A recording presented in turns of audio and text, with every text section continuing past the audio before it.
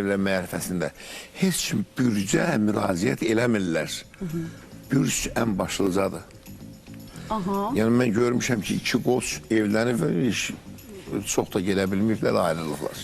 Yəni iki qoçun başı bir qazanda qaynamaz. İnsanlar nəyə görə bu qədər bürclərə inanırlar? Gəlin bunun psixoloji tərəflərinə baxaq. Çünki insanlar qeyri-müəyyənliyi sevmir və baş verən hər bir hadisəyə məna yükləmək istəyirlər.